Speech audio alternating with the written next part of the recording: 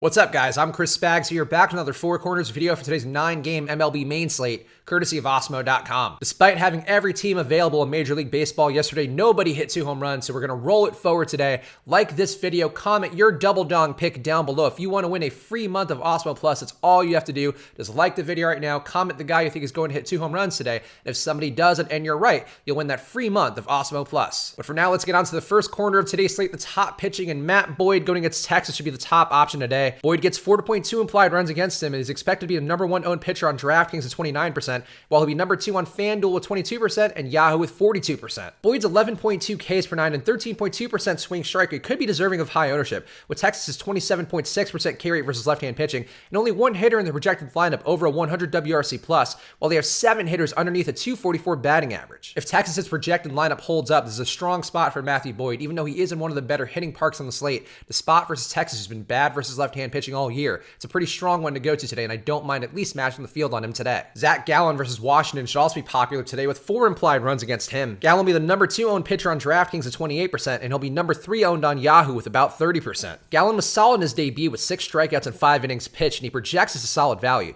But Washington will bring a top 5 of hitters who are all over a 104 WRC+ versus right-hand pitching. He also has some power upside that's going to make Gallen fairly scary to me as chalk. Gallen looks to be a solid pitcher, and he's reasonably priced today, but I think the spot versus Washington feels like a bit of a trap. This is a strong hitting team versus right-hand pitching, one that I'm a bit more afraid of than the field seems to be with their ownership projected so far. And on the other side of the same game, Patrick Corbin at Miami should also be popular today with 3.5 implied runs against him, which are a slate low. Corbin will be number 1 owned on FanDuel at 22% and Yahoo at 45%, while he'll be number 3 owned on DraftKings at 26%. Corbin's 9.9 Ks per 9 on a weak pitching slate works, since Miami remains iffy with a 70 WRC+ versus left-hand pitching. Their 20.5% K rate is significantly under league average, and they can bring a righty-heavy lineup that could cause headaches for Corbin. Miami is not a good team, but they are starting to get slightly better with the guys they've added to the lineup recently, guys like Cesar Puello. I think also Garrett Cooper's rounding into form. They're not as bad of a team as they may seem, so I'm not crazy about going over the field on Corbin, but I think if you want to match it, it does make sense, even though I would slightly prefer Matt Boyd. On to our next corner, the top stacks on the slate, and a Philly stack going against Jason Vargas should be popular today. Philly gets 5.9 implied runs, which is a slate high, and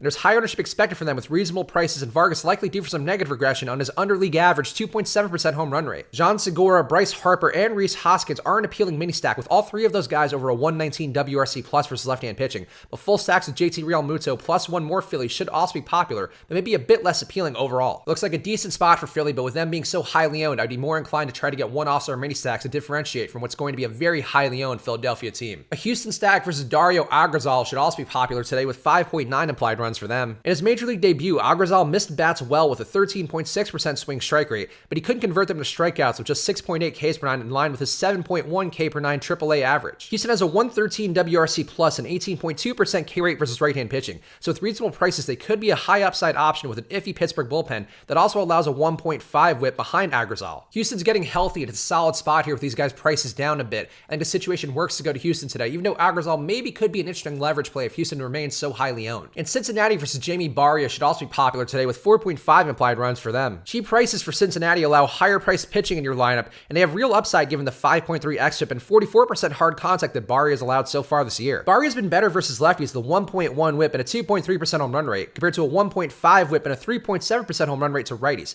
So favoring the bottom of the order could differentiate the high owned value stacks. Those lefties on the top of the order very likely to be highly owned. The Angels Park has almost been as good of a hitting situation as Cincinnati's home stadium, so I don't mind the spot here for Cincinnati, with Barria also looking pretty bad so far this year. On to our next corner, the lower owned options on today's slate, and an Angel stack going against Tanner Roark is one of those teams. The Angels get 5 implied runs, and Roark's improved 9.1 Ks per 9 should be less valuable given the Angels' 17.3% K rate versus right-hand pitching, and they also should offer decent hitting opportunities in a power-friendly park. This is another spot where mini stacks and one-offs may be more appealing given Cincinnati's shut-down bullpen, who has a 1.2 whip and 9.8 strikeouts per 9, but lefties will get chances versus Roark because he allows 9.8 hits per 9 and a 4.7 xFIP to that side of the plate. Roark has done a good job mitigating damage on the year, but I do like this Angels team. I think some of the lefty hitters like La Stella, Ohtani, and Calhoun could be interesting, and of course Mike Trout is always in the mix. Framber Valdez versus Pittsburgh also interests me a bit today with 3.6 implied runs against him. Pittsburgh's projected lineup hits lefties well with a 270 batting average and 20.7% K rate, but the low price and Vegas hold for Valdez makes him useful with high-priced bats. A righty-heavy Pittsburgh lineup seems daunting with the 4.5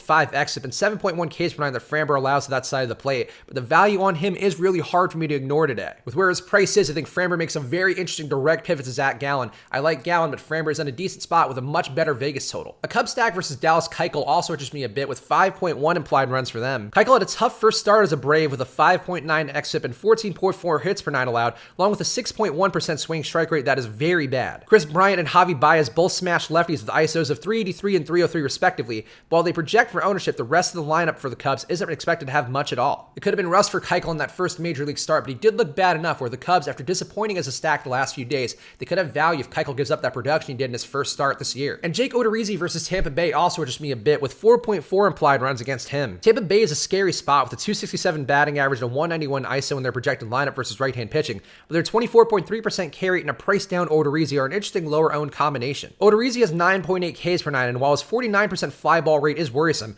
Minnesota's park limits production well enough and power that if he gets strikeouts, he should have a surprise big day. Odorizzi's generally better at home in a spot versus Tampa Bay, a team who has some real hitting production, but also some strikeout upside, could be one that defines tournaments today. Now onto our last corner of the one-offs, and Matt Carpenter going against Daniel Megnan is one that interests me. Carpenter is in the leadoff spot, and he has reasonable pricing with a 239 ISO and a 126 WRC+, with Megnan allowing 44% hard contact to lefties. Overall, it could make for a nice spot given that St. Louis has a solid 5.2 implied run total. I think the full stacks for St. Louis should pick up some ownership throughout the day, but the spot for Carpenter hitting leadoff at a nice price makes him also a really viable one-off play. John Segura versus Jason Vargas would also be a preferred one-off for me out of that Phillies stack. Segura has a 314 batting average and just a 10% strikeout rate versus left-hand pitching, which should give him a chance to produce given Vargas' many struggles versus righty bats. Segura also has speed. I think the fact that Vargas is going to give him some power opportunity to make Segura an interesting combination given the fact he's very unlikely to strike out much versus Vargas. And Matt Olson versus Adam Wainwright also interests me today as a one-off. Wainwright struggles versus lefties, the 1.9 whip and 5.6 xFIP, while Olson is one of few lefty batters in Oakland's lineup who also brings a 245 ISO and 49% hard contact versus right-hand pitching. For the most part, Wainwright has been capable of limiting damage, but the spot here for lefty hitters is still a strong one versus him, with Olson being the main lefty hitter that Oakland has to offer. I think it's a nice spot to go to him today at a reasonable price and not much ownership. So there you have it. Those are my thoughts on today's slate. So right now, if you want to win a free month of an Awesemo Plus membership, all you have to do is like this video and comment your pick today to hit 2 home runs, your double dong pick. If you are correct, you'll be entered to win that free month of an Awesemo Plus membership. So right now, like the video and comment your pick down below. And if these guys haven't hit for enough power for you recently, you can also use the promo code SWITCHANDHEDGE for half off your first month of any Awesemo Plus membership. Get all the ownership projections, the rankings, the deep dive column every day, the lineup builder, the top stacks tool. There's a lot of things that'll help you make better MLB DFS lineups every single day. So use that promo code SWITCHANDHEDGE for half off your first month of Awesemo Plus right now. Go follow me on Twitter and Instagram at Chris Spags. I'm there for you guys every day if you have any questions or anything like that, or if you want to share the lineups that you had, maybe you made a good one because of this video, send it along my way and let me know how you're doing. I'll be back later today on Live Before Locks. Subscribe, hit that notification bell to know when we go live on this channel later today. And of course, I'll be back tomorrow with another Four Corners video. So enjoy the rest of your day, guys, and good luck.